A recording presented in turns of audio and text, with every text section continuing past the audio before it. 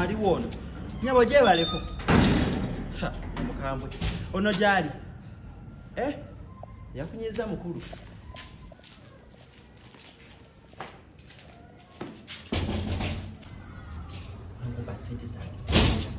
mpa sente zange njagala sente zange nakugamba nsonyiwa ngene nafuna sente ngenda zikulu sina byena kusonyiwa nga wana nga mpade sente zange bana basonyiwa yo weekend sente kale obo oyagala nkusonyiwe kola ekintu eki kikyate mbulya tiimu ezigenda ozannya olunaku lwale mu quarter finals eza World Cup nkwesonyiwe simenti mzigenda zanya leero tomanyi kati kumbwedde ogenda kusa sente zange ogenda kupa sente zange ez'ekubanja in fact ogenda kupa sente zange ez'ekubanja nezengenda kugamba mu tiimu ompulidde olwaleero Croatia ezanya ne Brazil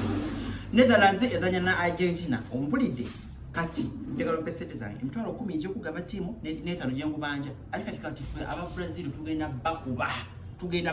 ojiga kuli ke bakosa luli akabayingiza ku quarter final kugundi quarter finals ke bagenda okuddamu ate kabatwale kuki ku semi finals ompulidde bweki weki in fact ogenda kuba emitwalo gyange abiri mwetaano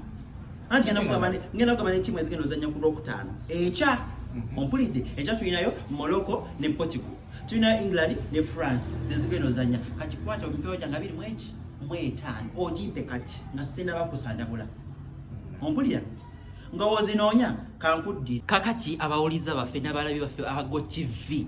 temusubwa olunaku lwaleero kugenda kuba muliro ositegedde tiimu z'embagami ez'olwaleero zezigenda okuba nga zeeriga n'ezekya nazo gyeziri ompulidde naye nga kino temwerabira nabagamba luli nti osobola olabira World Cup mu lulimi Oluganda temujja kwebuzabuza musimala temulina kye mwategedde nga ate olulimi Oluganda musobola oddamu ompulidde genda bugezi ku remote yo ogende kapeesa akaliko language okyuse olulimi odde mu Luganda obenga omulabira mu Luganda ate n'ekirala bino ebituusewe bisobola okutuukako in case oba okkiriza subscription yo expiring ate ng'osobola okikola otya